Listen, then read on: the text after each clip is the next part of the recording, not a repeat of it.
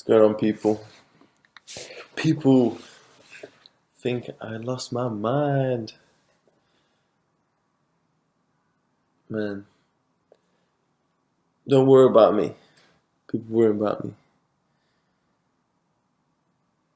I'm excited for life, man. Shit's got me excited. People are so close-minded they don't even know it. This is how you find out if you're close-minded or not.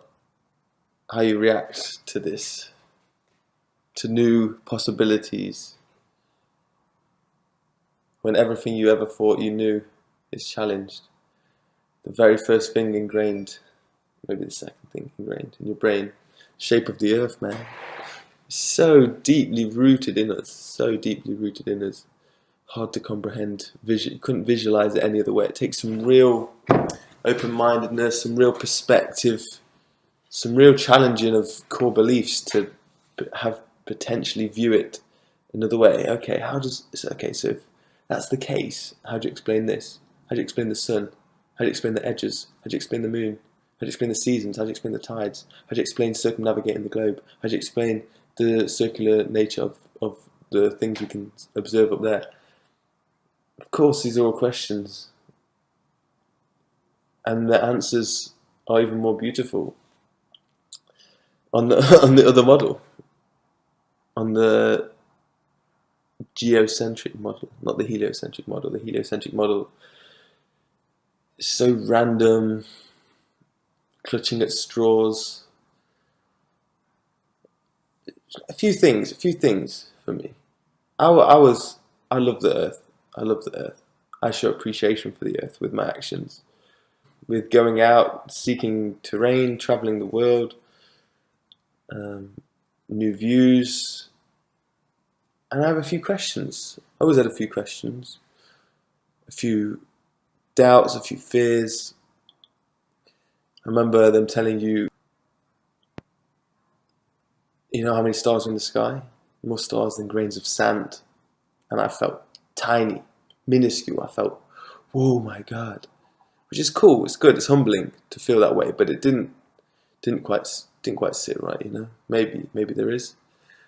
But more recently, questions for the moon. I was looking at the moon for 1-2 years, staring at me. I was like, it took me, I really didn't comprehend that you only ever see one side of the moon, and that the dark side of the moon you never see if there is a dark side.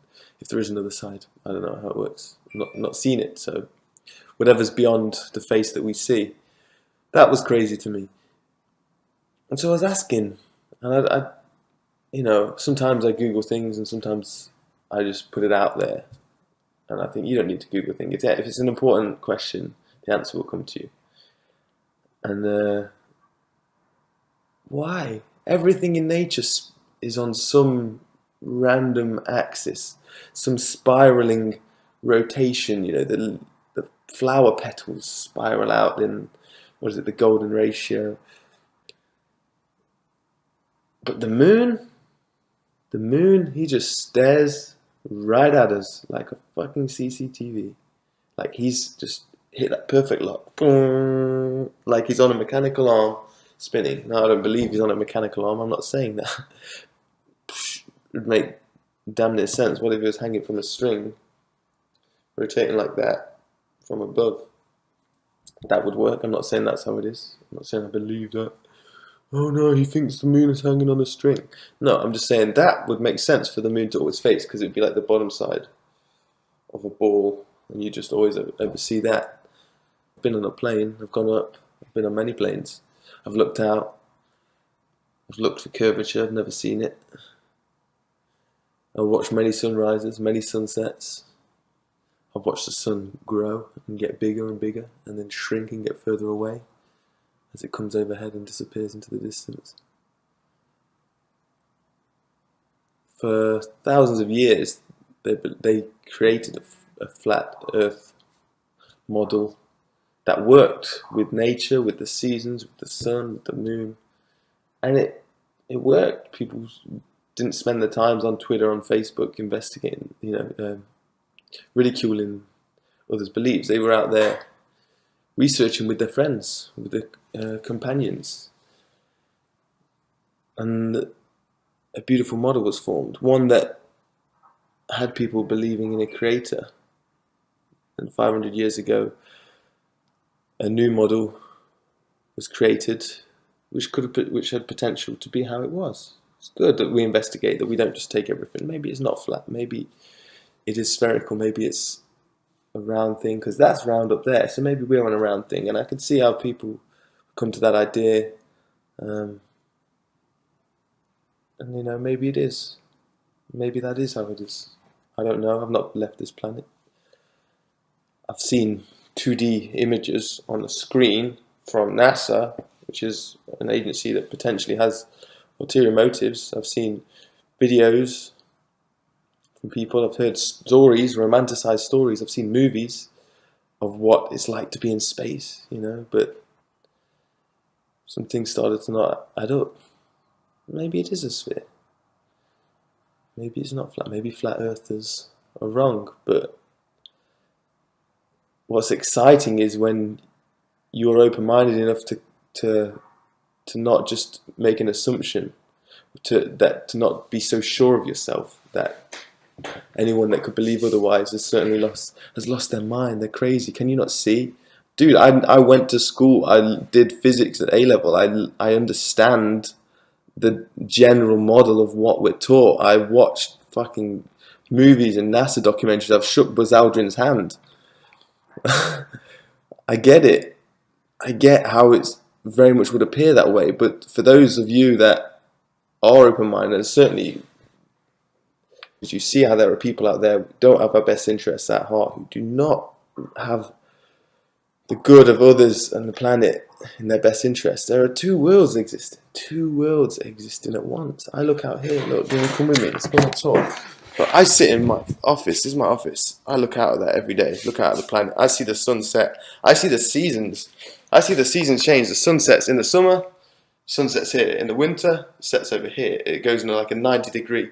In the winter, it's like 90 degrees. In the summer, it's a massive swing. That model works. The flat earth model of how the sun is incredible. It's beautiful. Now look at here. Can we see this? Can we see this? This Canary Wharf. These bankers playing calculator every day. Playing calculator with man's money. They just play calculator. And that's how big. They've got huge, colossal things. It's, that's where the money's going. There are people that don't have our interests at heart. Now, I don't know if you can see this even further. Oh, the lighting went. It's Crystal Palace, and there's a tower, a radio mast tower. How you get your phone signal? That's why you're in the mountains, you don't get signal. It don't come from up there. Your phone signal, your Wi-Fi. They sent video back from the moon 45 years ago. Oh yeah, 400,000 kilometers from the moon. They could send a stream of the landing. But when you're on the beach in Greece, or you're in the mountains in Wales, you can't get phone signal. No. When you're on the train and you're in the countryside, no phone signal for you. But if you're in a rocket ship, just three of you with bods on the moon, no Stanley Kubrick in the back, he's not there filming that. Yeah. I'm out here showing appreciation for the world. I'm asking questions of her, of the earth. And answers are coming to me. Maybe they're tangents, diversions. But at least I'm trying. At least I'm putting them out there. I'm not just taking assumptions. And that's one thing. So from there, start pondering, man.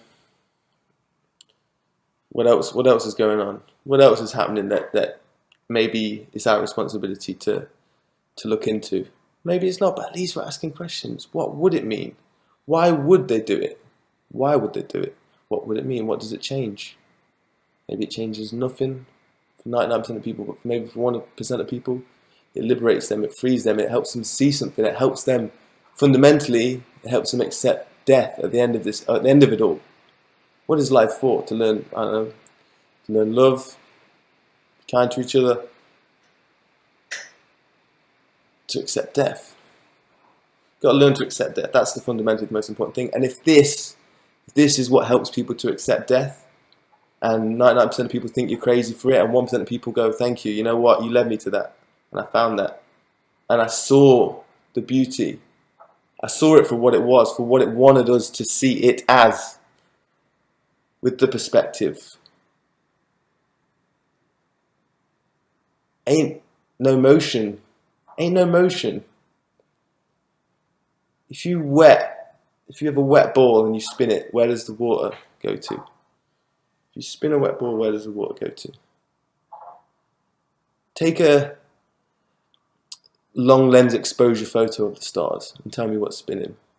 Us or it. Do your own research. Maybe it's nothing, but maybe for you, it's led you on that path and there's something to it. There's something to it. I'm just happy I'm asking questions, and people can hate and diss and say what they want online, man. It's nothing. It's nothing. It's alright. It frees me because I used to care. This is that step beyond. This has pushed me now. Beyond caring what people think, because this is for those of you that are still free. I love all of you anyway. If you're encountering enemies and you go in the right way.